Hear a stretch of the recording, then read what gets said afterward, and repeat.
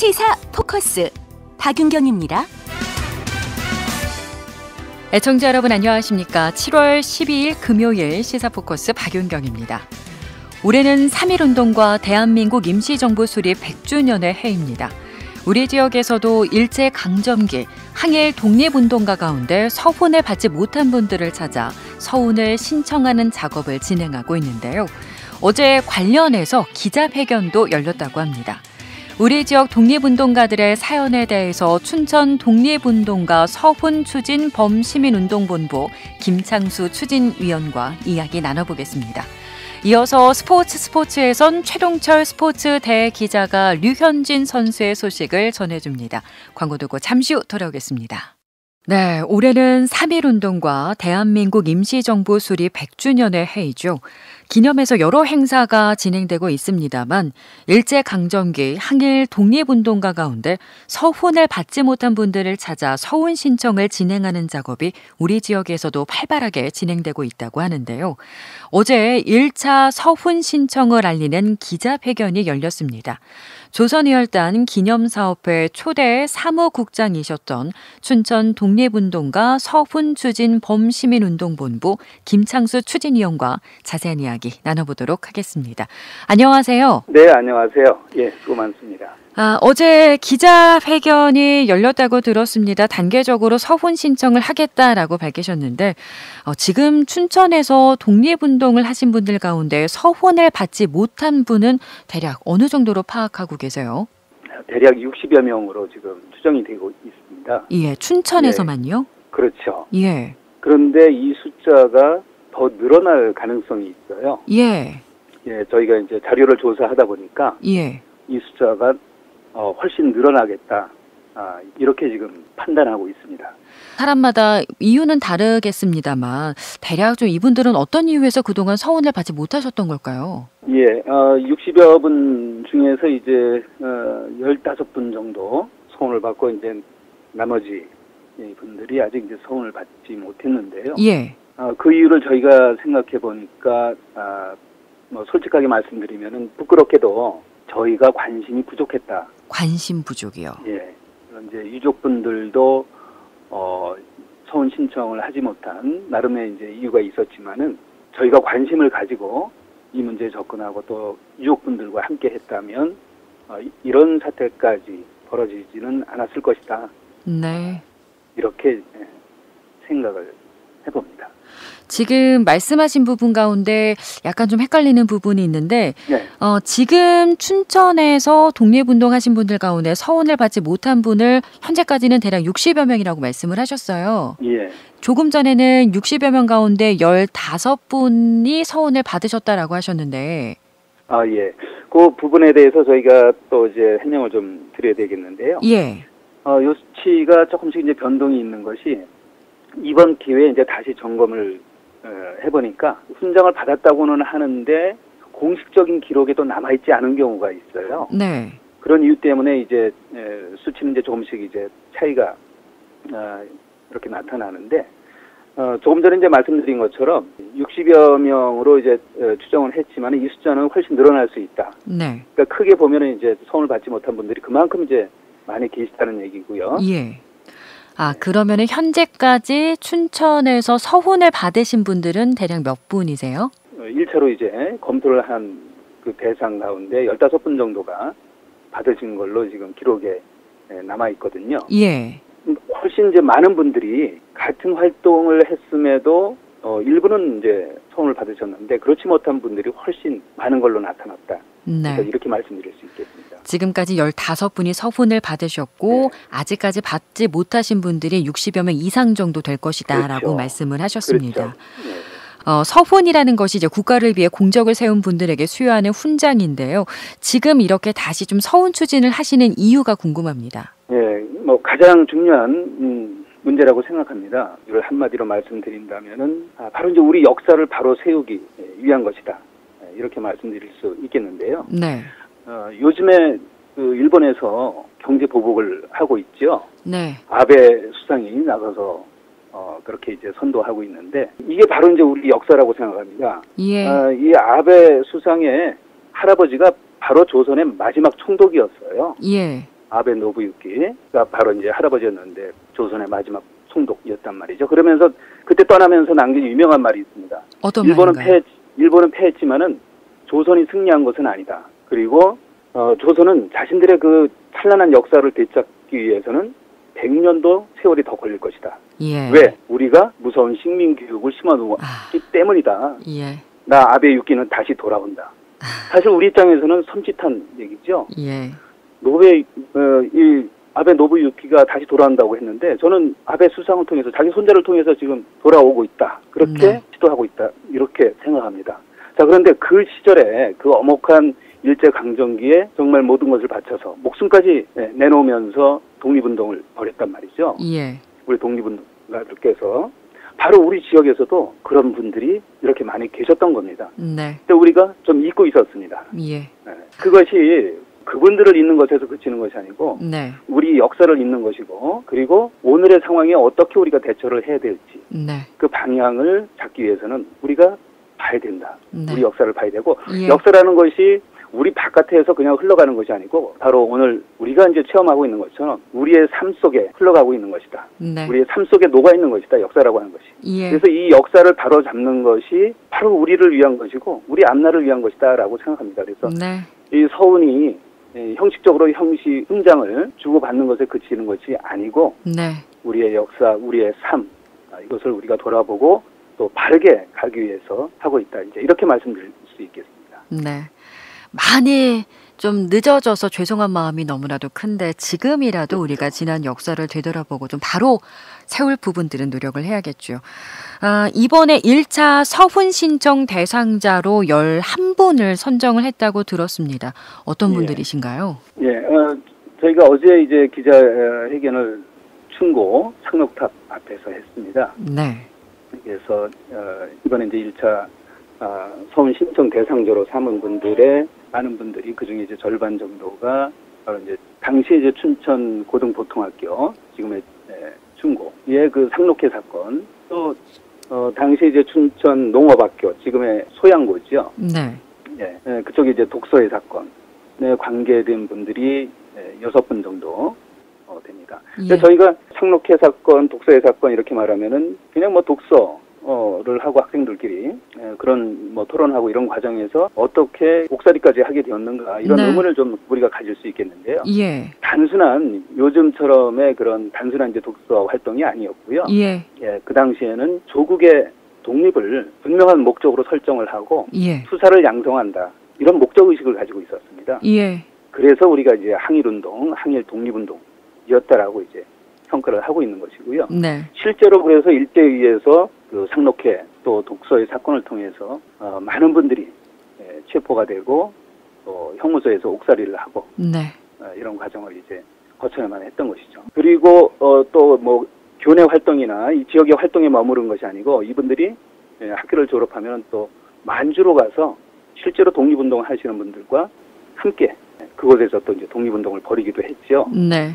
예, 그래서 이 독서의 사건, 상록회 사건은 우리가 이제 그런 차원에서 다시 또 이해를 할 필요가 있겠습니다. 네. 그리고 이번에 그 1차 서훈 대상자 중에서 또 저희가 이제 눈길을 끄는 것은 남매분이 계세요. 남매요. 예, 남매인데 누나는 지은원이라는 누나는 서훈이 됐습니다. 서훈이 됐는데 이렇게 이제 옥살이를 한 동생 지태선이라는 동생이 있는데 이분은 서훈이 안 됐어요. 예. 정리를 해보니까 남매였습니다. 아. 예. 예. 그래서 우리의 또 가슴을 좀 뭉클하게 네. 하는 그런 경우였고요. 네. 또 이번에 이제 이 가운데는 교사도 한 분 계세요. 예. 예, 교사분도 계시고 또 뭐 이번 기회에 좀 솔직하게 좀 말씀을 드려야 되겠습니다. 예, 말씀하세요. 뭐 시민분들께 이제 이해도 구해야 되겠는데 이렇게 이제 정리를 하다 보니까 그 당시에 이제 사회주의 계열의 그런 단체에서 운동을 하시던 분들이 3분 정도 계세요. 네. 근데 그 중에서 한 분 또 아주 우리 눈길을 끄는 분이 계시는데 박유덕이라는 분이 있으신데 네. 이분은 그 당시에 지금은 이제 춘천경찰서에서 순사 활동을 하신 거죠. 네. 그런데 이분이 3.1운동으로 끌려 들어온 분들을 몇십 명을 이제 풀어주게 돼요. 아, 그래요. 예. 그렇게 하고 이제 경찰직을 그만두게 되고 예. 그리고 또 만주까지 가서 이제 독립운동을 하게 됩니다. 아주 네. 치열하게 했습니다, 이분이. 예. 그래서 이분이 이제 그렇게 하면서 만주 쪽으로 가서 이제 사회주의 계열의 그 단체에 몸을 담고 이제 또 독립운동을 치열하게 펼치셨는데, 네. 예, 우리 지역에서 조명이 안 되고, 예, 물론 또 서운이 안 됐습니다. 네. 그래서 이분들도 함께 우리가 포함해서 신청을 한다는 것을 말씀드리고요. 네. 이 서운 문제에 있어서는 저희는 뭐 요즘 뭐 이제 그 좌우 이념 논쟁도 벌어지고, 네. 그런데 넘어서야 한다고 봅니다. 네. 그리고 이와 관련해서 이제 뭐 우리 시민들과 토의 내지는 토론할 기회가 있으면은 네. 같이 이제 대화를 갖는 또 그런 시간을 가져보고자 합니다.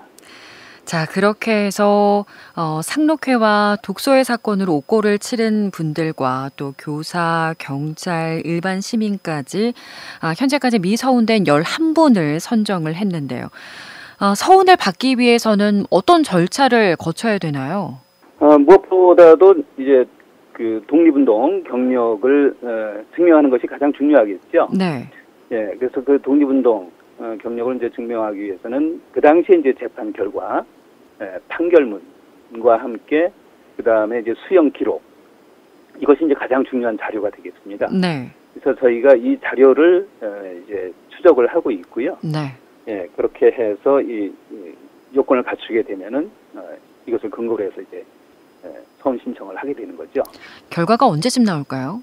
이 결과를 구체적으로 딱 있는 날짜를 말씀드리기는 좀 힘들겠고요. 네. 그 예전에는 상당히 기간이 좀 길어졌다고 합니다. 네. 예, 그래서 뭐 해를 넘기는 경우도 있고 예. 그렇다고 했는데 최근에는 이제 좀 변화가 있다고 합니다. 네. 그리고 이 정부 들어서 보훈처에서도 이제 적극적으로 나서고 있고 또 광복회에서도 이런 문제에 대해서 이제 보다 또 이제 큰 관심을 보이고 있거든요. 네. 그래서 저희가 목표로 잡는 것은 8.15에 다가오는 이제 8.15에 이번에 서운 신청한 것이 이렇게 진행되었습니다. 진행되고 있습니다. 네. 하는 보고를 드릴 수 있게 네. 저희가 준비를 하고 있습니다. 네, 기대하도록 하겠습니다. 이번 1차 서운 신청 대상자 외에도 아직 서운을 받아야 하는 독립운동가들이 많이 계시는데 앞으로의 그렇죠. 계획은 어떻게 되실까요? 예, 저희가 그 지난주에 이제 범시민운동본부 1차 발기 단체를 이제 단체들이 모여서 얘기를 나눈 결과 이 운동을 몇몇 개의 단체 운동으로 그치게 해서는 안 되겠다. 그리고 그러기 위해서 보다 많은 단체들이 연대를 하는 것이 필요하다. 이렇게 이제 입장을 정했고요. 그래서 네. 그렇게 진행이 될 겁니다. 그리고 네. 또 춘천고등학교 교정에서 상록탑 앞에서 저희가 기자회견을 진행했는데 그날 이제 그 양교 교장 선생님하고요, 충고 소양고 현재 이제 교장 선생님하고 학생 대표들이 함께 자리를 했어요. 네. 예. 그래서 더욱 이제 뜻이 있었고, 그리고 이제 양쪽의 양교의 이제 총동문회에서도 이제 적극적으로 참여를 하겠다 이렇게 이제 말씀을 하셨거든요. 네. 그래서 양교의 그 동문회는 물론이고 또 이제 보다 많은 시민단체 그리고 일반 시민들의 참여도 또 적극적으로 이제 권장을 할 계획입니다. 네. 이렇게 해서 우리 지역 바로 이제 우리 춘천에서 있었던 역사이고 또 아까도 이제 말씀드렸지만은 이것이 이제 살아있는 역사로 우리에게 다가와야 할 것이고 그러기 네. 위해서는 보다 많은 시민들과 함께 이번에 네. 이 운동을 전개해 나갈 그런 계획으로 있습니다. 아까 남매도 있었다고 말씀을 하셨는데 네, 나라를 위해서 가족을 떠나보냈지만 아무도 기억하지 않고 잊혀진다라는 것이 남겨진 가족들에게도 얼마나 큰 상처였을까 싶은데 지금부터라도 좀 한 분 한 분 우리가 그분들의 삶을 기억하고 또 감사하는 마음을 가졌으면 하는 바람입니다. 앞으로 계속해서 좀 애써주시길 부탁을 드리겠습니다. 고맙습니다. 예, 고맙습니다. 네, 지금까지 춘천 독립운동가 서훈 추진 범시민운동본부 김창수 추진위원이었습니다.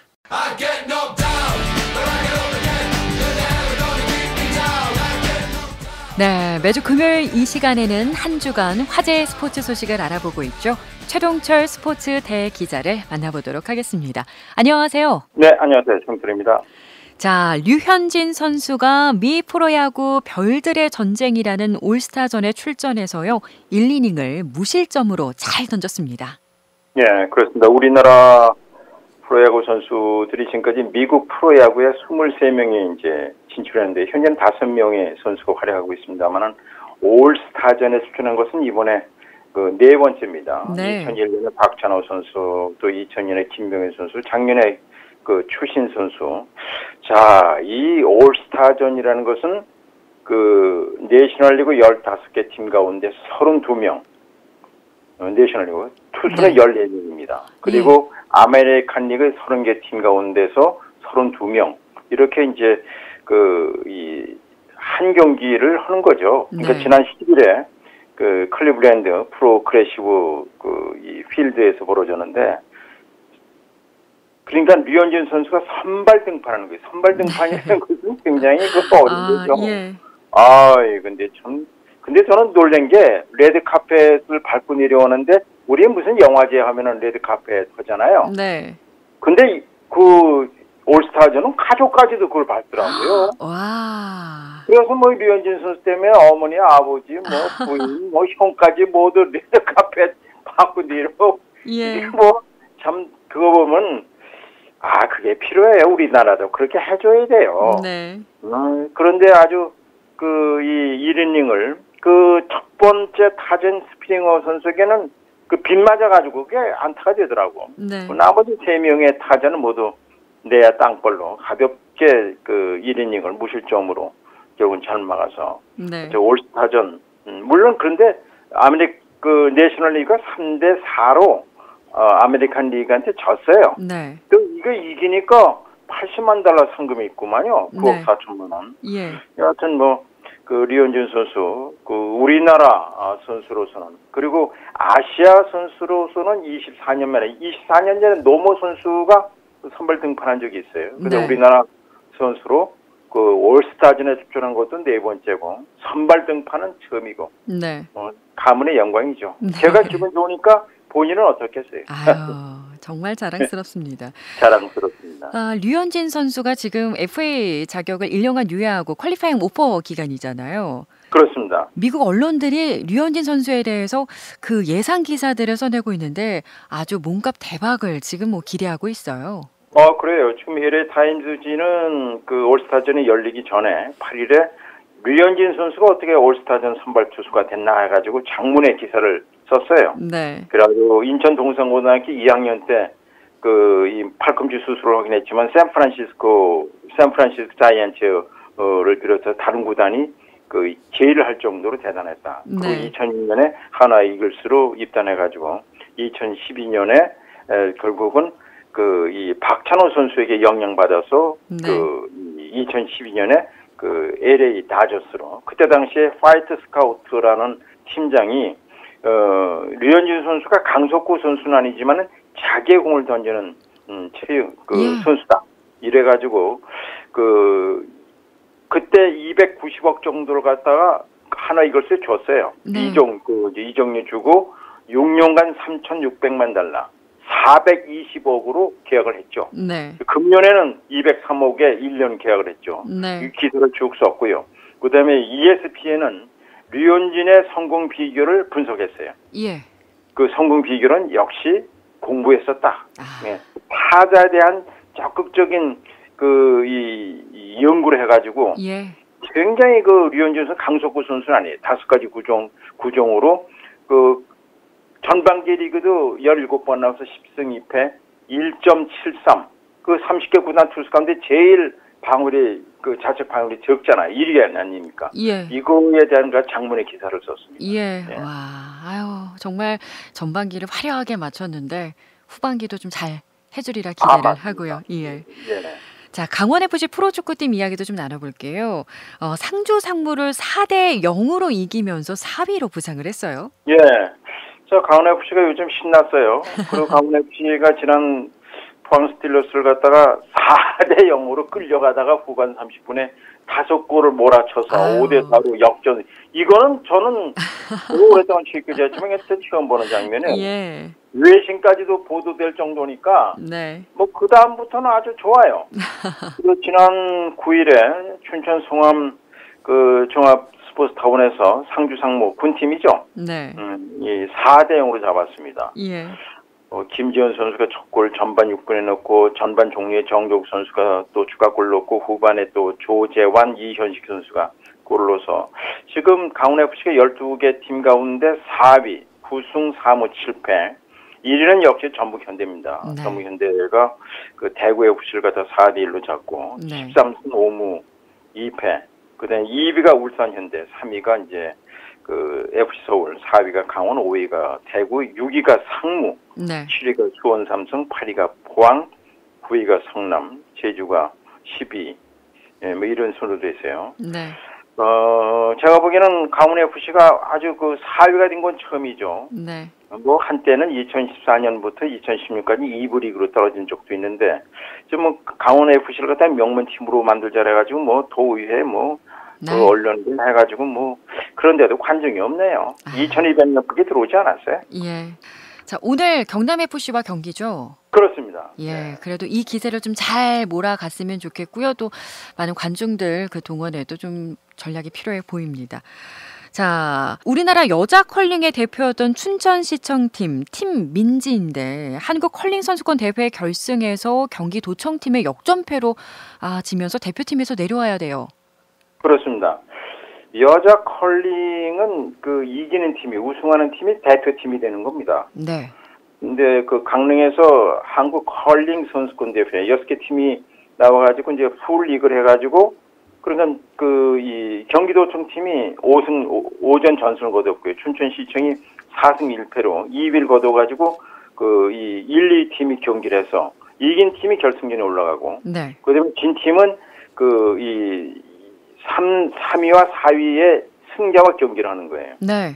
근데 춘천시청이 이제 경기도청을 그 지긴 졌지만 예선전에서는 결승전에서 결국은 이겨가지고 결승전이 아니라 1, 2팀과의 경기에 이겼어요. 네. 근데 경기도청이 예선 전승을 거뒀지만은 그 춘천시청에서 지고 그다음에 내려와서 준결승전을 그 했는데 예. 경북 체육회한테 그 이겼어요. 7대 5로. 그래서 다시 이제 맞붙었는데 여기서 6대 5로 역전패를 당했어요. 예. 네, 그래서 경기도청은 2014년 소치 동계올림픽에 그 우리나라 대표로 출전한 적이 있고요. 네. 자, 춘천시청이 사실은 그동안 그 작년에는 아시아 태평양 선수권 대회에서 그 우승을 거뒀고요. 잘했어요. 또 세계 선수권 대회에서 동메달을 따냈던 예. 그 세계 랭킹 2위였는데 네. 이제 대표팀에서 내려왔습니다. 춘천시청 그 컬링은 의정부 송영고등학교 선수들로 구성이 돼 있죠. 네. 이런 점에서 조금 그 아쉽습니다. 네. 잘 나가다가 결국은 이기고 있다. 부엔드까지 아유, 네. 5대 4로 이기고 있다가 결국은 마지막 10엔드에서 그 5대 6으로 역전되고 말았습니다. 아유, 네. 아쉽네요. 네. 또 다른 소식 좀 나눠볼까요? 프로축구 전북현대 골게터 김신욱 선수가 최강희 감독의 지휘봉을 잡은 중국 슈퍼리그 샹하이 선화로 이적을 해서 중국 팬들의 관심을 모으고 있다고요.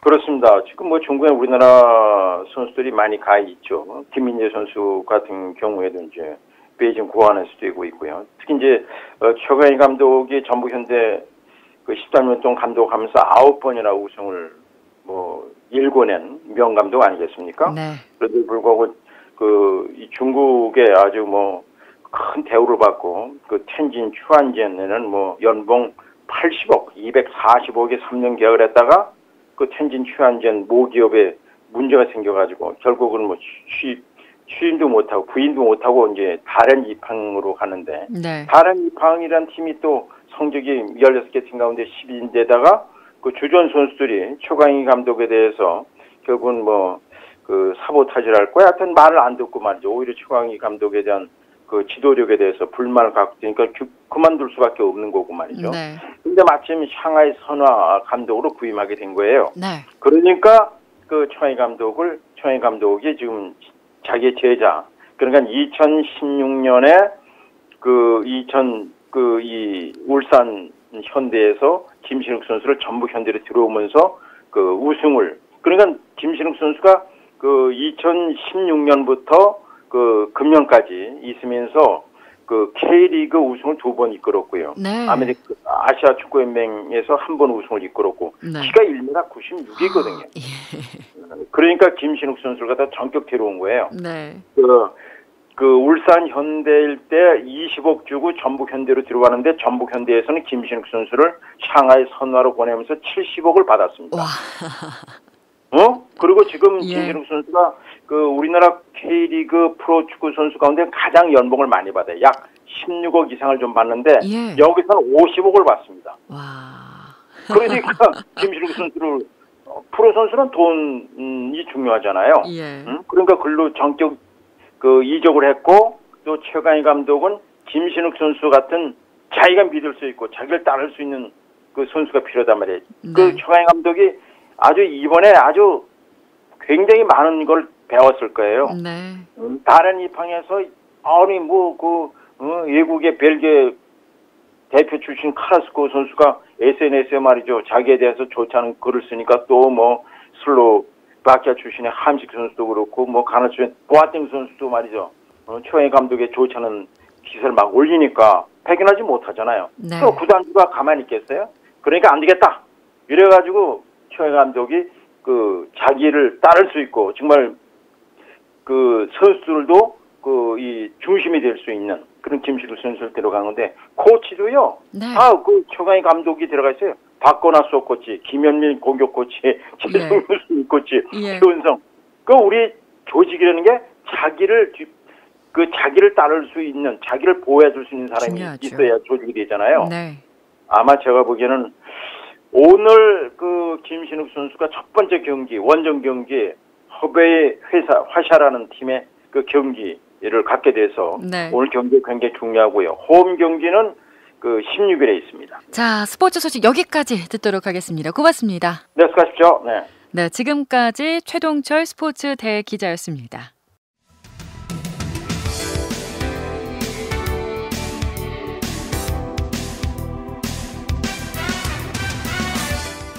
네, 시사포커스 박윤경입니다. 오늘 소식 여기까지입니다.